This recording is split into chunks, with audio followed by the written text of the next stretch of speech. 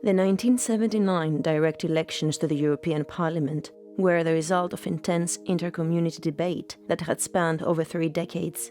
This event holds historic significance since it improved the democratic legitimacy of the European Parliament and strengthened its potential for a self-confident and assertive role in the decision-making apparatus for the European community. Before 1979, the European Parliament operated primarily as a debating club with little incentive for political aspirants in national legislatures. MEPs were typically chosen from those who had made minimal contributions in their respective national legislatures and therefore did not represent the top talent of their respective countries. The concept of direct elections to the European Parliament dates back to the late 1940s, when Winston Churchill called for the creation of the United Europe at the Hague Congress of 1948. The parliamentary wing that developed within the Council of Europe was designated the Consultative Assembly, but lacked real legislative powers. The need for direct elections to the European Parliament was recognized in the Rome Treaty of 1957. Article 138, paragraph 3 of the treaty stipulated that the Assembly should propose direct universal suffrage in all member states with a uniform procedure. The Council would unanimously decide on the provisions to recommend to member states for adoption in accordance with their respective constitutional rules. It is important to understand that the question of direct elections to the European Parliament was not a simple matter. It carried significant implications, particularly regarding the political development of the European community and the national prerogatives of each member state's parliament. This is why French President Charles de Gaulle did not recognize the European Parliamentary Assembly as a parliament. Rather, he believed it was merely a consultative assembly and that parliaments as law-making bodies existed only in the 6 founding member states. It was not until December 1974, under the presidency of Giscard d'Estaing, that the perspective of European unity began to shift. A newly formed non-statutory body, the European Council, consisting of heads of state government, made the decision at the Paris summit to have the Euro Parliament elected directly through universal suffrage. However, the EEC Council of Ministers could not agree on a joint electoral law for the Europol held in June 1979. As a result, the 9 member states of the EEC were left to elect 410 members according to their own national electoral laws.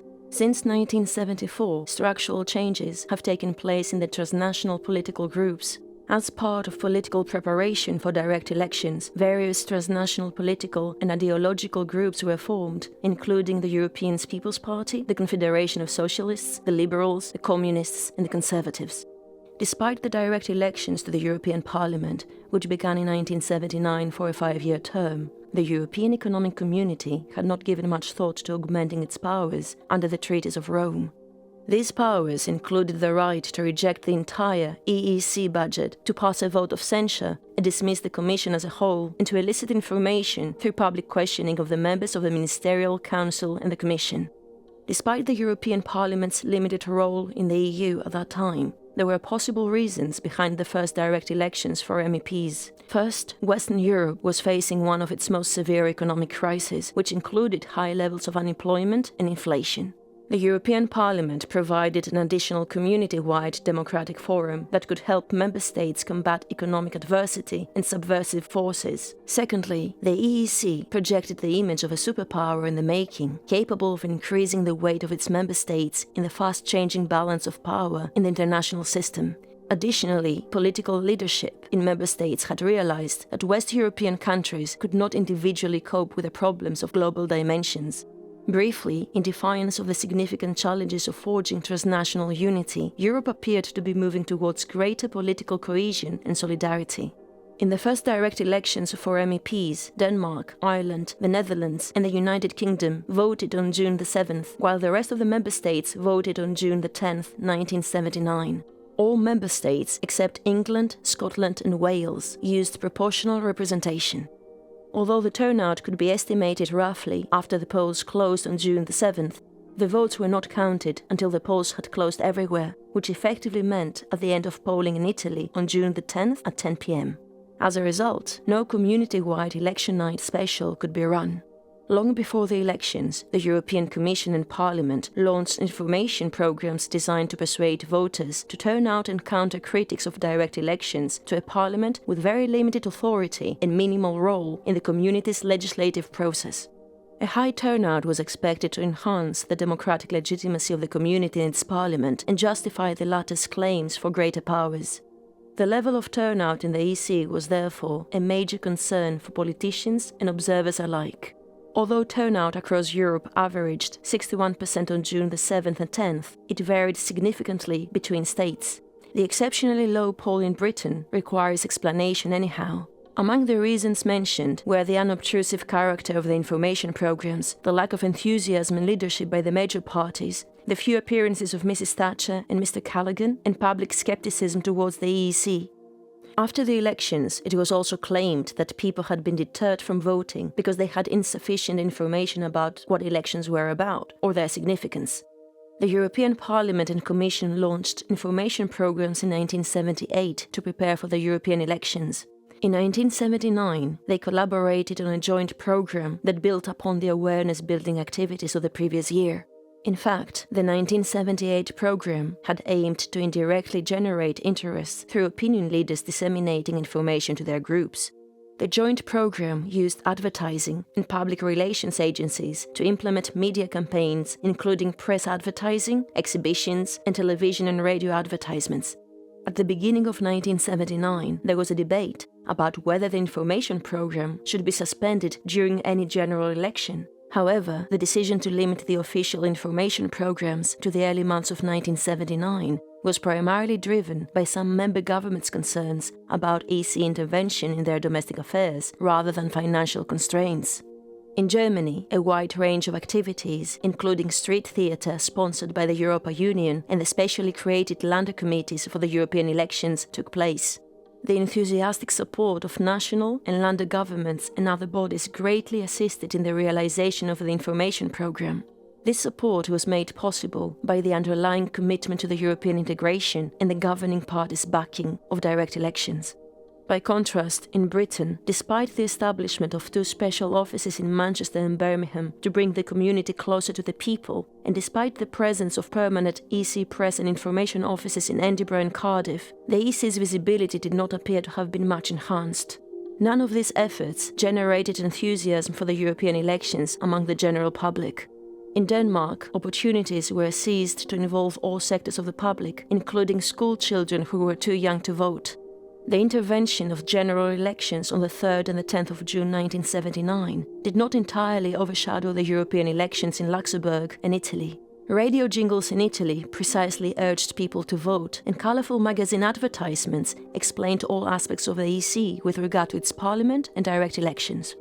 The turnout of the Europoll provides some interesting insights into the public's response in different countries. The low turnout in Britain suggests that the idea of Europe had not yet fully permeated the public consciousness. A private poll conducted by the Europarliament a month before the Europoll revealed that almost 40% of voters had never heard of the European Parliament and only 4% knew the election date. Notwithstanding, the overwhelming turnout in Italy demonstrated a relatively high level of interest in the Europoll. This may be due, in fact, to the mobilization of Italian workers by the Italian communists and other progressive forces. Added to that, Italy has large underdeveloped regions, and it was expected that these regions would benefit more from a directly elected Europarliament. Television advertisements calling on voters to cast their ballots were aired in Italy, Belgium, France, Germany, and Ireland. And yet, even in those countries where the major parties had assisted in promoting the elections, turnout was lower than expected. 65.9% in Germany, 57.8% in the Netherlands, 61.3% in France, 47% in Denmark, 63.6% in Ireland, 91.4% in Belgium, and 85% in Luxembourg. Interestingly, the turnout in the first direct elections to the European Parliament was problematic from the outset, with only 3 countries showing relatively high turnout: Italy, Belgium, and Luxembourg, where voting was compulsory. On the other hand, turnout was lowest in Denmark and Britain. The higher turnout in Northern Ireland led to suggestions that proportional representation encouraged voters, since it meant that votes wouldn't be wasted. Besides, there were three issues with voter involvement in the election process. First, the decision to hold the elections was a deliberate measure of political engineering taken in elite circles, partly with the hope of increasing community consciousness among mass publics. But it was uncertain whether the election process could overcome or would itself be held back by prevalent popular indifference. Second, the campaign organization was like trying to pour new European wine into old domestic bottles. Although many cross-national currents of party cooperation and journalistic reporting began to flow in anticipation of the contest, in most countries the campaign to elect members to a transnational parliament was predominantly waged by national party systems through national media systems. Third, the campaign commitments of many party and media organizations were in doubt. In national general elections, political parties typically mobilize all available resources in their attempts to maximize support, and the mass media provide saturation coverage for their activities. The incentives to mount full-scale efforts for the European elections were yet weaker and less clear-cut. Against this backdrop, it is not surprising that voter turnout for the European elections fell significantly short of national election standards in all countries where voting is not mandatory. Relevant research indicates that in 5 out of 7 countries, more respondents endorsed at least one critical statement about the campaign that found it to have any merit. The most frequent criticisms of the television campaign were that it seemed rather boring, it didn't provide information on the advantages and disadvantages of being in the European community, and it left me feeling confused. In spite of this, it should be noted that the campaign did prompt some viewers to think more about the future of Europe and help them to determine where their own parties stood on European issues. Without pretext, the German and Irish television campaigns received the most positive responses, while the Belgian and French campaigns scored no better than the British one in terms of provoking more complaints than appreciation. Compared to other electorates, Dutch viewers made fewer judgments about the quality of their campaign. In a survey, they were asked to rate whether television had spent far too much time, a bit too much time, about the right amount, or not enough time on the European elections. The responses do not suggest that many Europeans found the campaign an imposition due to excessive coverage. Only in France did nearly half the sample complain of too much television programming. In Italy and Britain, however, many viewers said that their television networks had paid too little attention to the elections. One challenge of the first EU elections was that there was no shared election agenda among the European electorate. Belgians and French citizens were most concerned about unemployment, where Italians gave priority to inflation and rising prices. The Irish showed approximately equal levels of concern with inflation, unemployment, and agricultural policy questions. In Britain, issues of agriculture and food prices were more often emphasized than any other problem. The Danes were preoccupied with their country's overall place in the common market and the case for staying in or leaving it. Dutch citizens viewed unemployment, energy shortages, and the need to promote more European cooperation as the 3 most important issues. German voters were unique, as they mentioned the need for more cooperation more often than any other issue on the list, and also perceived the election in terms of rival ideological visions of Europe. In each of the community countries, television was the primary channel through which most people followed the campaign, highlighting the increasing importance of television in political communication. The elections also sparked a significant amount of interpersonal conversation, possibly due to their novelty and the fact that they made Europe a topic of discussion in many households and workplaces. Other channels that were mentioned by sizable minorities included posters, newspaper reports, and advertisements. Party literature was read by between a fifth and a third of most sampled electorates.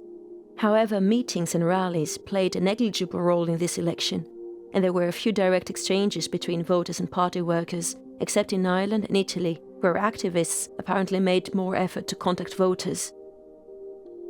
The enigma of the first European elections remains. From the perspective of the average voter, they lacked interest, compelling issues for deliberation and decision-making, and communication reward. Despite these shortcomings, however, many Europeans still made their way to the polling booths on election day, although admittedly fewer than in general elections. In the 1979 European elections, the mixture of European and domestic elements may have contributed to ensuring that turnout reached at least minimally respectable levels in most of the participating countries. The combination of various impulses, although not very powerful on their own, proved capable of prompting a reasonably large turnout.